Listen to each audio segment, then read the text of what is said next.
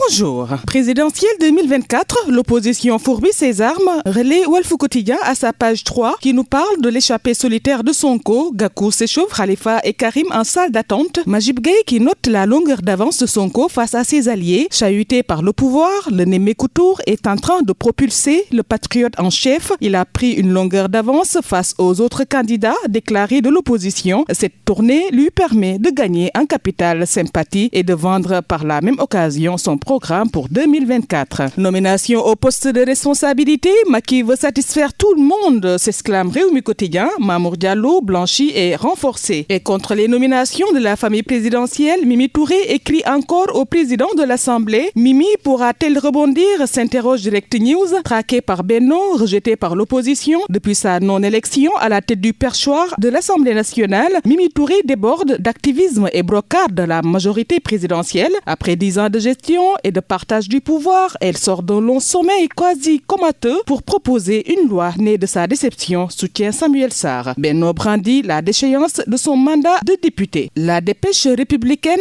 évoque la présidentielle 2024. Charles VI et Mimi Touré scellent une alliance salvatrice. Quand l'État dessert l'Assemblée, s'exclame Sud Quotidien, parlant du contrôle parlementaire du budget. La non-transmission du projet de loi de règlement pour l'année 2021 semble partie pour plomber peu ou prou la 14e législature dans son travail de contrôle du budget de l'État. Selon Doudou Wade, le principe est qu'à chaque fois qu'on dépose une loi de finances initiale, on doit l'accompagner de la loi de règlement numéro 1. Accès au foncier, fabrication des intrants, financement, Amadouba trace la voie pour un habitat accessible, livre Le Soleil, les programmes Zéro Bidonville avec en son sein le projet de 100 000 logements et les pôles urbains. Petrosen dément Sonko et Thierno Alassane Sall nous fait savoir la tribune. Pétrole et gaz, le Sénégal gagne entre 50 et 60% du bénéfice généré. Le journal qui renseigne que la polémique sur la part du Sénégal dans l'exploitation du pétrole et du gaz est relancée. Petrosen Holding qui est entré dans le débat pour démentir Sonko et Thierno Alassane Sall. L'économie est mal gérée, dixit Abdoul Mbaye, président du parti Alliance pour la citoyenneté et le travail, Acte, qui déclare dans 24 heures qu'il faut d'abord corriger une chose, il n'y a pas un budget de 6 400 milliards, c'est un chiffre fabriqué. Exploitation du pétrole et du gaz, Petrosen détaille les parts du Sénégal. À bord de l'AS, le Sénégal gagne entre 50 et 64% du bénéfice généré. Les Sénégalais entre espoir et désespoir, s'exclame l'évidence concernant l'attente des résultats des concertations sur la cherté de la vie. Disparité salariale dans le secteur primaire, Thierno Alassane Sall veut y voir plus clair, renseigne Walf Quotidien qui revient sur la polémique autour des parts de l'État dans les contrats pétroliers et gaziers. Petrosen livre ses vérités. Transport public à Dakar, Dakar Demdik à l'arrêt, titre Le Quotidien, bus en panne, problème de pièces de rechange, personnel démotivé. Le nouveau directeur général qui soutient que si le management ne change pas, ils vont retomber dans la même situation. Besbi Le Jour qui livre comme article du jour souveraineté alimentaire et consommé local, guerre contre la tyrannie du blé. L'Institut de technologie alimentaire s'est doté d'un laboratoire de tests sensoriels. Données issues du programme national de lutte contre la maladie, épidémie de tuberculose, le vrai du faux, évoque l'Observateur. Dakar, Thiès, Diourbel, Ziguinchor, Kaolack et Saint-Louis concentrent le plus fort taux de cas de tuberculose de tout le pays. Médias, la pandémie de la désinformation, rapporte Dakar Times qui nous parle de la désinformation et les fake news.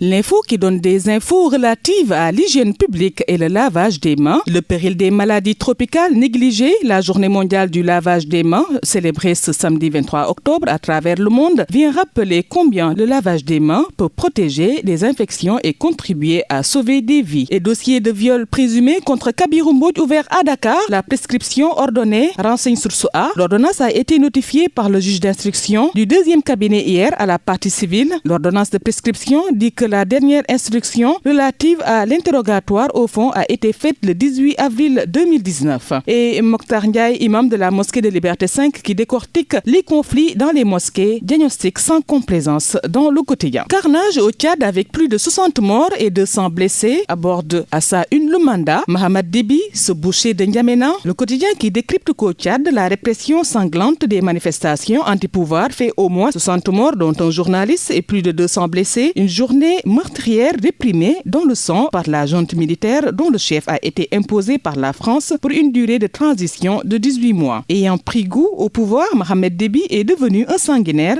qui tira sur son peuple pour conserver ses privilèges. Et Vox Populi, mariée enceinte de 5 mois, elle couchait avec son patron Gabon, relate Vox Populi. Complexe affaire d'adultère et d'escroquerie à mariage entre le centre-ville Bandia et Boukou. L'effarant récit d'un mari qui découvre l'infidélité de son épouse après 2 mois de mariage. L'union vole en éclats juste 3 mois après sa célébration. Son patron libano-sénégalais subit les contre-coups de son adultère. Sa femme informée, son mariage secoué. Et avec les quotidiens sportifs pour terminer, et avec Stade qui s'interroge, avantage au Lion, mondial 2022 à 1 mois de Sénégal. Pays-Bas, Mendy inquiète Koulibaly et Van Dijk le retour en forme. Papa Sow défie Siteu dans Sunu Lamb et déclare on peut tenir le combat chez lui à Diamaguène, la mener à l'usure jusqu'à ce qu'il tire la langue, prêt sur tous les plans pour lui mener la vie dure. À vos journaux, chers lecteurs, bonne lecture.